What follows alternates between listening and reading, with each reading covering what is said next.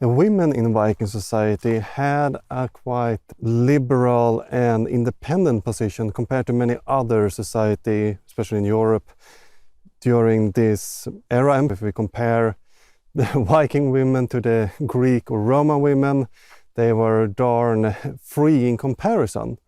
How we mostly see this presented is actually through the rune carvings. Almost a quarter of all carvings during 1000 CE was ordered by women.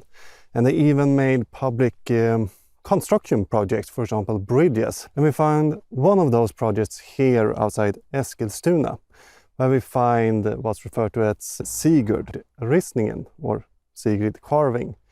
And it was ordered by a woman called Sigurd.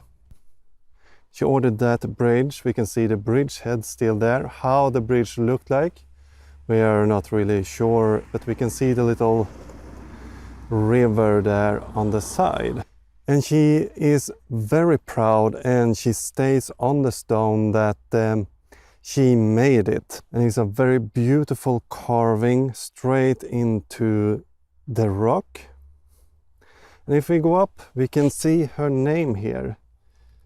Sigurd, or Sigrid, Kjorti, Bor, Vosi. So Sigrid stated she made this bridge, and on it we actually see a quite famous story taking place from the Viking mythology. We see down here a little figure that's killing the dragon. And this is Sigurd from the Viking mythology.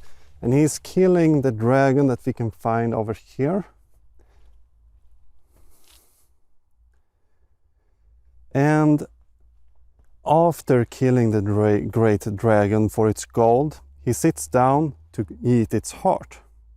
And we see him here put his thumb in his mouth because he burned himself on the hot fire, and that way he get the blood of the dragon in his mouth, and that way he get the power to understand animals. And apparently his brother Regis is planning to kill him to get to the dragon's gold before him. But the birds know about this, and he can overhear the birds talking in the trees. So Sigurd kills his brother, decapitating him, and go and get the gold with the horse that's connected to Odin's horse Sleipnir. And an interesting tidbit with this stone is that we see this connection to the Viking heroes she probably wanted everybody to know about to get some extra prestige in the society. I mean, she has obviously a lot of power. She can afford building bridges and putting up stones to her dead husband, and she really states herself first as a mother.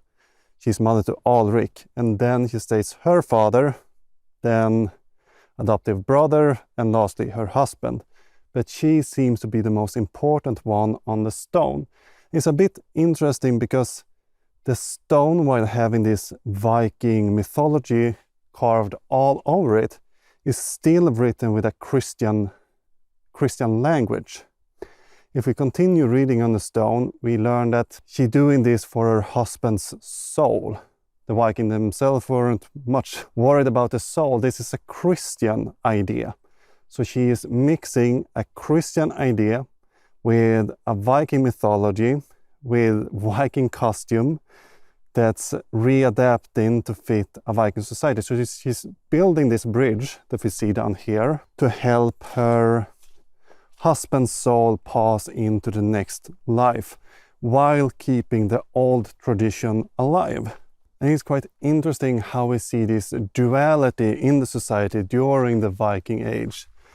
And the Christianization of Scandinavia was a quite slow process, and it really took time, and we see this overlap between them for quite some time, that they borrowing from not necessarily each other, but the Viking society is borrowing Christian ideas, Christian costumes, adapting it into the society while keeping the old tradition alive.